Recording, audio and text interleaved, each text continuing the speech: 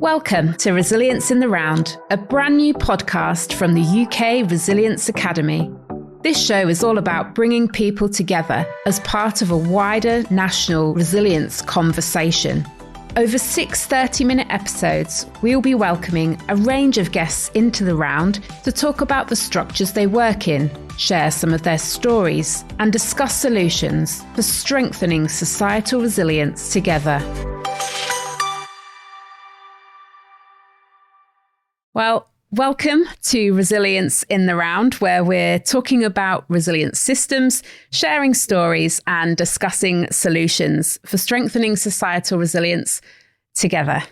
Today in the round with me, I've got Dr. Cathy Oldham, the Chief Resilience Officer for Greater Manchester Combined Authority since 2017, and also Salafa Abashal, who is the VCFSE, that's the Voluntary Community Faith and Social Enterprise Programme Manager for Greater Manchester Resilience Forum. Welcome to you both. Thanks so much for joining us. Thank you for having us. Yes, thank you. Excited to be here. To get us started, could you tell us briefly, what was your own personal route into resilience? Cathy, should we come to you first? So I'd been working at Manchester City Council for about 15 years, and I'd managed all sorts of different services, including housing, regeneration. I'd managed the Lord Mayor's office at one point. And then I was asked, would I like to take on civil contingencies? And I said yes, the choice being that or IT. And then the next question I asked was, and what's that? Because it was a completely new term to me. And it's obviously been something that I've absolutely relished being part of, because I think I've now been in civil contingencies for 2 decades. Wow, that's fantastic. Amazing. Thank you. Better than IT? Well, I don't know, not having done the IT bit. So, but certainly I found it, a great place to work. And I think the other thing is it's pulled on all the different jobs that I've done over time. You need to know a bit about housing. I've done health in the past. You need to know a bit about businesses, and I've done a bit of retail and that sort of thing. So it's been an absolutely fascinating journey that for me linked up quite a sort of disparate set of skills in my career to that point. Yeah, that's really interesting. Fascinating. Thank you. Thank you. Salafa, how about you? What was your journey into resilience like? Similar to Cathy in a way. So before joining the Combined Authority, I'd spent nearly 15 years working in the VCFSE sector. So I worked for organisations who were focused on a whole range of different things like conservation, mental health. I worked with older people. I worked in a service for young homeless adults in Manchester. And then most recently, I worked for a community development organisation in South Wales. And when I applied for this role, when I saw it, to be honest, I didn't really know what the Combined Authority was. I'd never heard of resilience forums before. And I think along with what I assumed the majority of the members of the public, I just assumed emergency services showed up when things happen. And I didn't really appreciate the amount of planning and preparation that went into this background of it. And so I've been in post just over 3 years. It's been a really steep learning curve, challenging, stressful at times. The rate at which my hair is going grey has rapidly accelerated over the last 3 years. But I really love the job. There's so many great opportunities. And it's really exciting and interesting and feels like a good space to be in at the moment. That's fantastic. And I suppose what we can take from this actually is that there's not really a regular route into resilience, is there? I think we've all got our individual journeys. So it's fascinating to hear yours. Thank you. So the second question I'd like to ask is to you, Cathy, first of all. What do the governance structures and the local arrangements for resilience and emergencies look like in Greater Manchester Resilience Forum? Because you are a large one, and not everyone might be familiar with the way things work in your locality. Can you tell me a bit about it? Yes, of course. Thank you. So we do have the multi-agency statutory structures that you would expect, and I'll come back to those in a minute. But I wanted to start by really discussing the fact that resilience is broader than preparing for and responding to emergencies.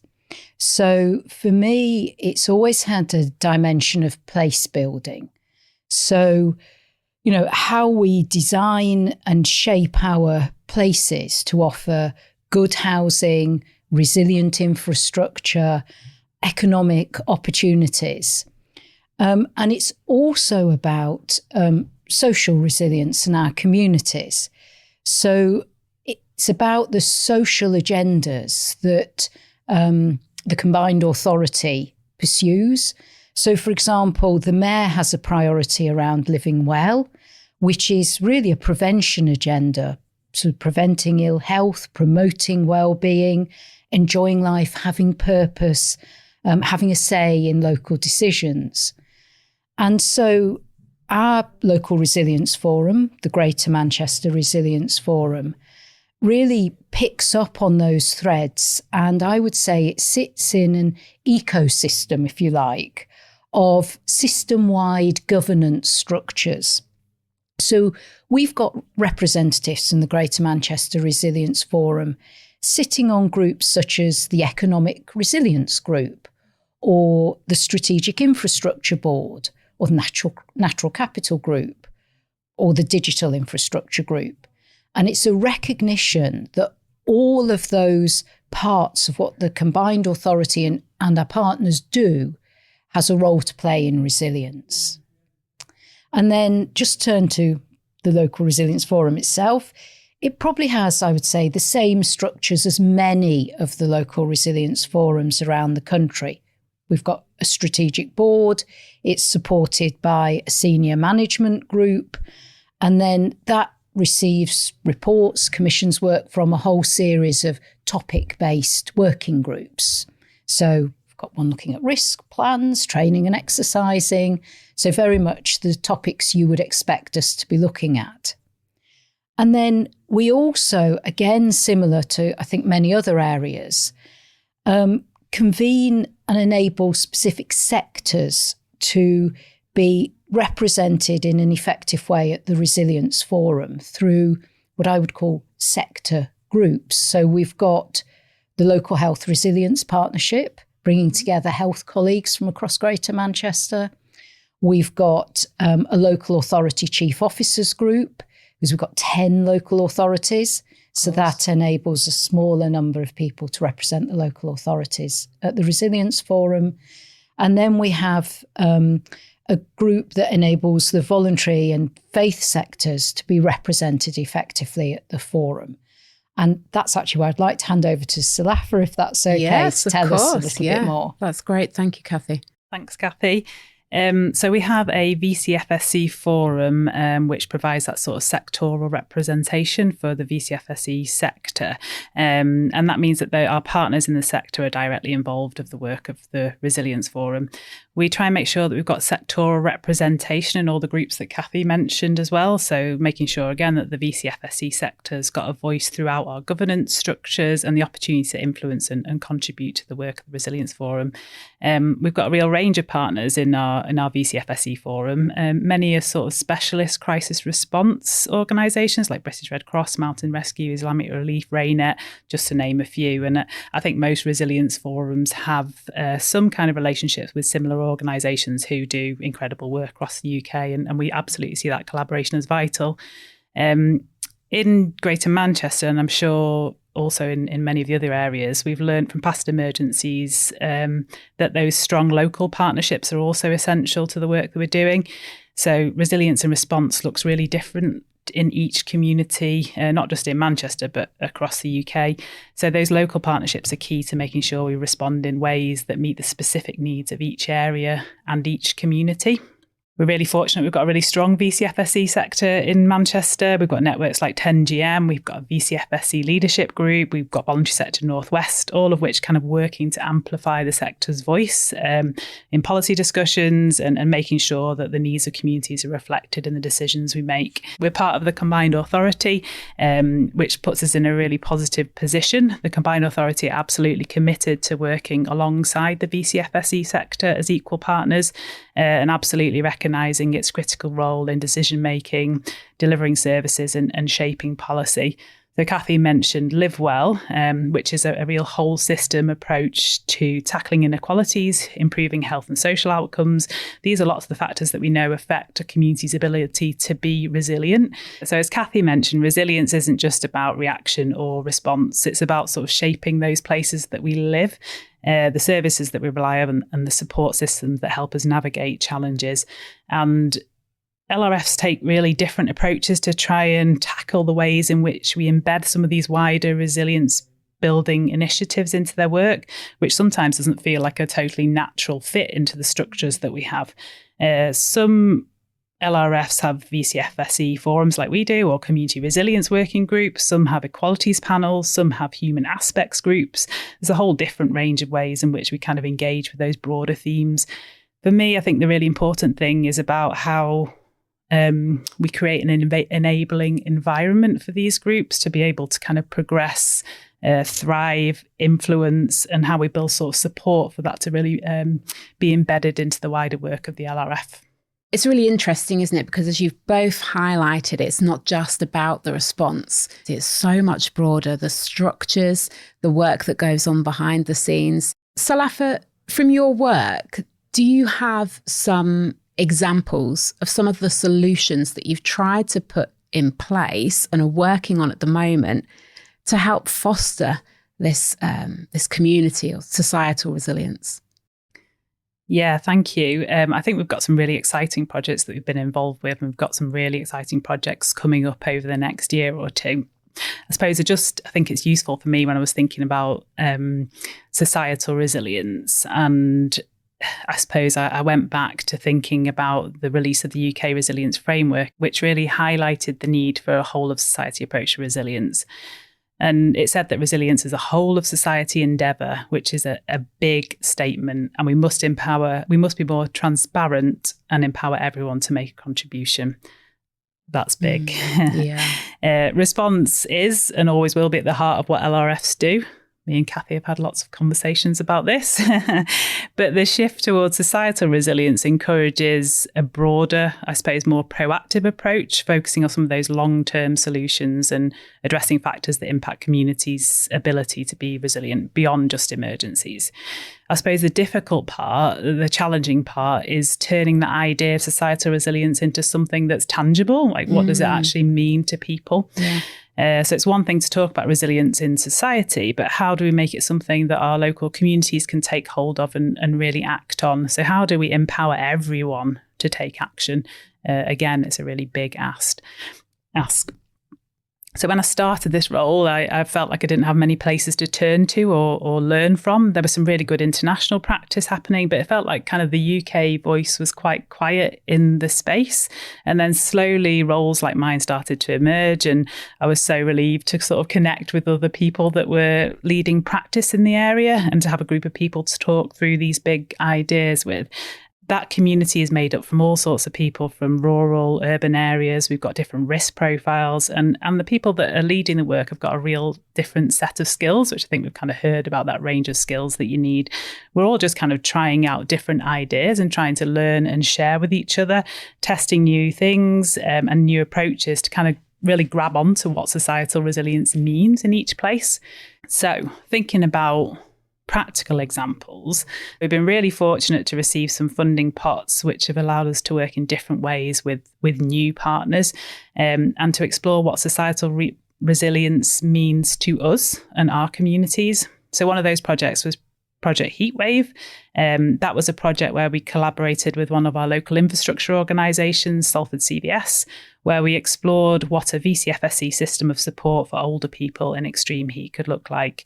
We took loads of learning from that project around specific needs of older people before, during and after periods of extreme heat, and also learned how to build an understanding of heat-related risks and really think through the actions that VCFSE organisations could take to support older people.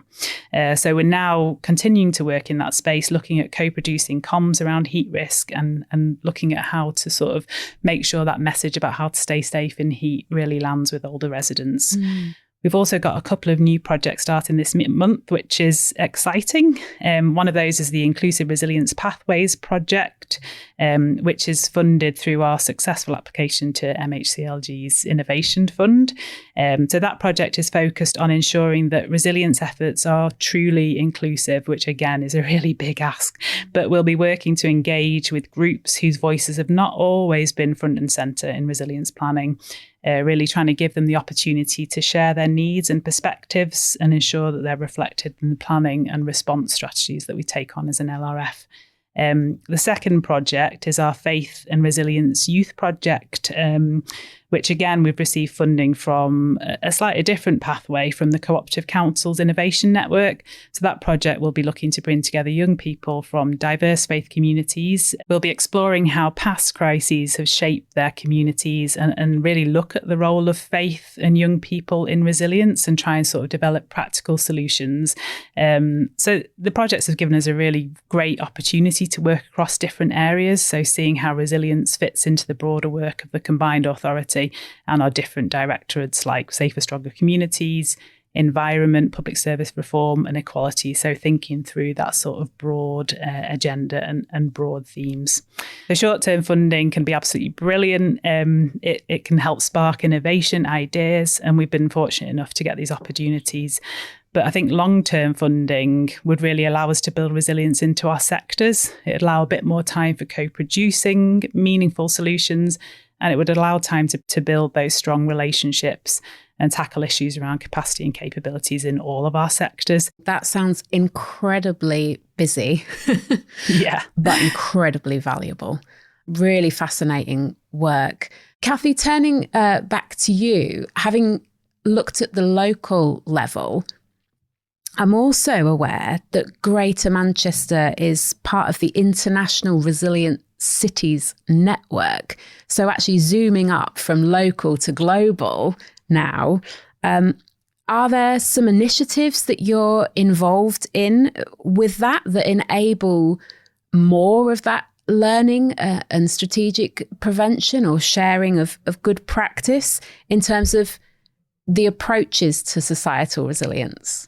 I think in terms of the international piece, I think most people listening to this will appreciate that the world is very interdependent and interconnected. And so emergencies in one area of the world, in one city, can have impacts in cities in other parts of the world.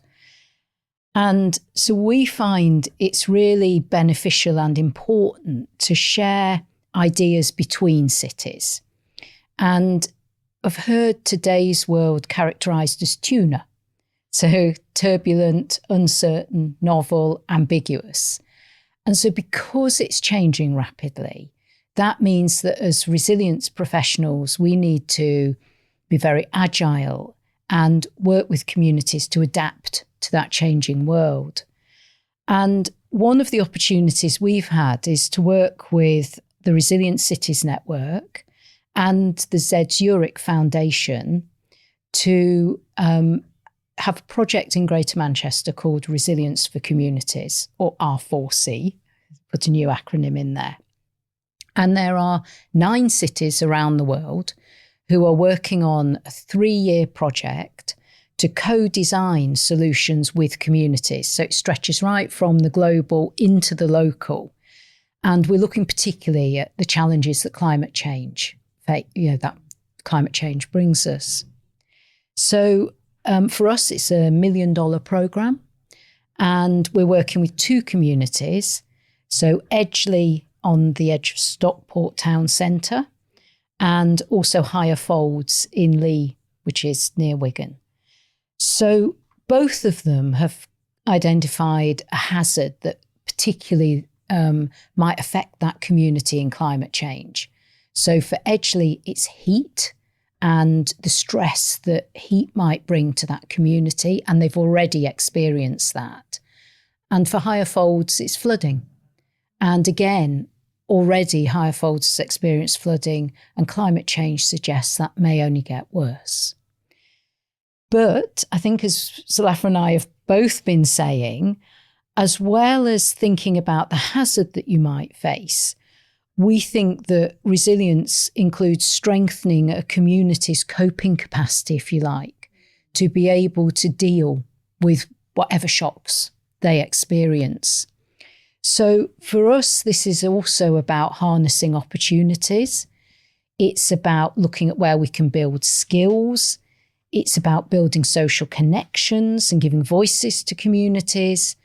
And it's about leveraging finance to amplify and expand the work that can be done.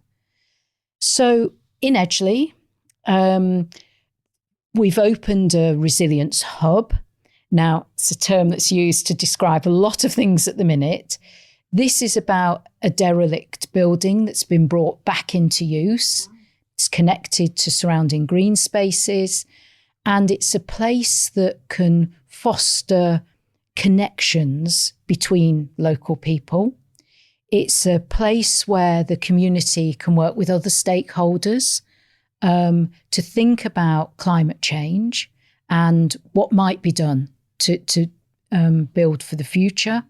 And it's about that co-development of solutions to really respond to extreme weather hazards. It's really important to say that we've had funding from Z Zurich Foundation, but we've also had funding from the Mayoral Development Corporation in Stockport, from the English Cities Fund, from the Stockport Council.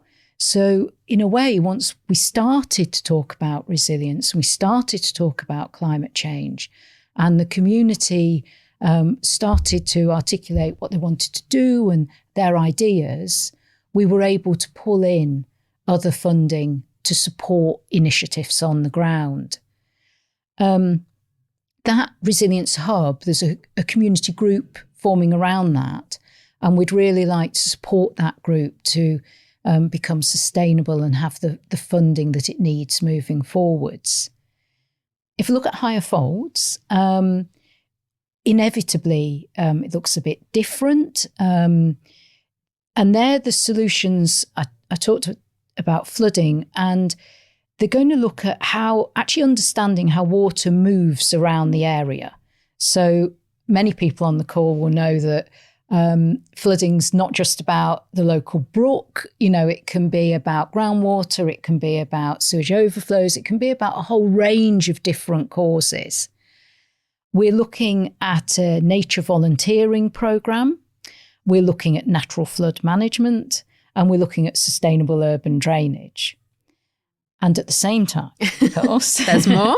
Oh, yes. It's about recognising where this connects to other programmes. So for Higher Folds, there is a green community hub, which is all about learning about green skills and taking action in green spaces. And also there's the Green Doctor Service, which is about fuel poverty and about energy. But we've also added in heatwave advice into that as well. So, very much sharing our learning with those global partners. And a lot of our work has been facilitated by drawing on international ways of thinking and taking those right into the local level. Incredible. Well, we're coming towards the end of our time together. And as we bring the round to a close, I did have a final question. What do you think are the key areas of transferable learning that you would want to share with the wider resilience community, either working in similar roles, perhaps different ones? What's your top 3 takeaways? So I think we've mentioned it a few times, but I'll mention it again. It's the importance of resources. Resources, right. And so I think to work effectively with communities needs resourcing. And both the VCFSE and local authority sectors, they're both facing financial challenge. And so we found it's been really important to access a whole range of funding sources. And so we've used a mixture of government innovation funding, as Salafa mentioned. We've accessed local and national grants. We're drawing on international funds. We're using private sector funds. But it's very much a recognition that to do this work in a way that is sustainable, lasting, and will have impact, it needs resourcing. So that would be my first takeaway.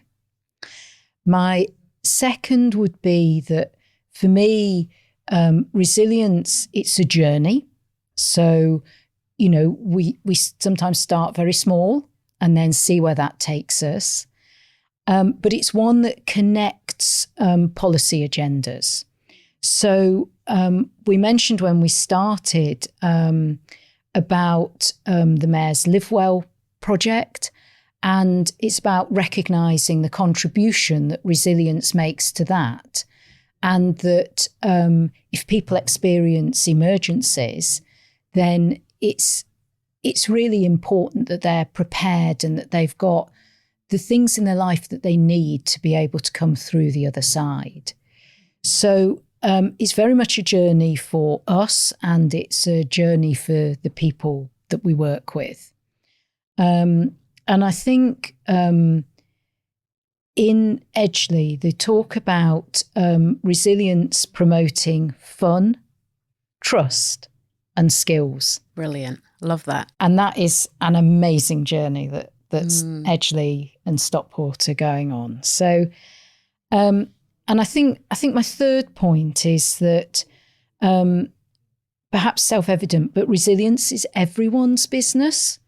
So, when I talk about it connecting and cutting across different policy areas, and, we talk about resilience being, yes, understanding risk, preparing for, responding to emergencies, but also being so much more, then we're really making a shout out to everyone and saying, please make resilience part of your work. We will only become resilient communities, resilient organisations, a resilient country if this is everyone's business. Wow, thank you very much. I don't think we could have said it any better than that. Salafa, over to you. What would be your top 3 takeaways, transferable learning for others in the community? Firstly, I absolutely agree with what Kathy was saying, and I wish I went first now. But maybe I'll build on some of her points. So for me, there's definitely something about the importance of co-production. So, co-production can be messy, but in a really good way, and can be complicated, but it's so valuable. Sometimes people shy away from it because it's not straightforward. It's time consuming. You don't always know what you're going to get at the end of it. And sometimes that's where the best sort of solutions come, when you're not already thinking what's going to come out the other end. But when co-production's done well, the rewards are huge. And I'm not saying we need to co-produce everything. There's definitely a time and a place for co-production. But I think we can ask ourselves when we start new projects, can we work alongside communities to design and implement solutions rather than thinking about imposing top-down approaches that, aren't going to be owned and aren't going to be sustainable in a community setting? My second point is really about the power of partnerships and collaboration. So for me, partnerships are the absolute backbone of societal resilience. And I feel like the majority of my work is around how do I build partnerships and relationships across sectors. And I think part of that is really about thinking how we bring the right voices into the space as well. How do we create an enabling environment where everybody can contribute meaningfully? And what does that really look like? So it's all very well saying that everyone's got a seat at the table if you invite them. But then I think we also need to think, okay, well, what makes it possible for people to make that meaningful contribution? Is it about having shared training? Is it about having shared values? Is it about trusted relationships, wider partnerships? Or is it about funding and resource and capacity, as Kathy mentioned? And finally, I think curiosity and connectivity is a massive one for me. I'm really nosy. I suspect Kathy might agree with me. I like to sort of understand a little bit about everything because it really helps me try and work out where I fit and where resilience could possibly fit. So I think curiosity is really key in resilience work. Don't always stay in your lane. Get curious, ask questions, explore what other people are doing. So much is happening already out there in communities, in different sectors, in different organisations. As LRS, we absolutely do not need to own it all. We don't need to be responsible for it all. As Kathy said, resilience is everybody's business. But can we think about ways that we can connect in with that? Who do we need to talk to? Who can we ask? And simply knowing something exists sometimes is enough, and an opportunity might show itself later to build resilience into other agendas. So I think that's it for me, being open to sort of learning and get curious. Fantastic. I love that. That's brilliant. And it really does emphasize that exactly what you were talking about when you mentioned the framework earlier, actually, in terms of that whole society approach. And that is what is really coming through, that it's a whole way of thinking, a whole way of listening, a whole way of talking, and a whole way of planning good things together in order to help people before they need support in an emergency, and equally after, as part of a much wider view of resilience, which is fantastic.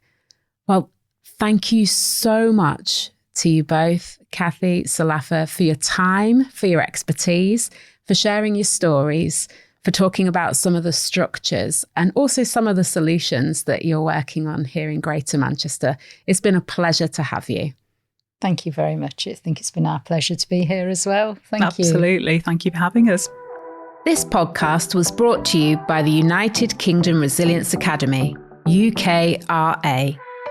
The UKRA launched on the 28th of April 2025 to help deliver a better prepared and resilient society. For more information on how we are enhancing the resilience and training education offer, strengthening professionalisation, and convening collaborative conversations, visit ukresilienceacademy.org.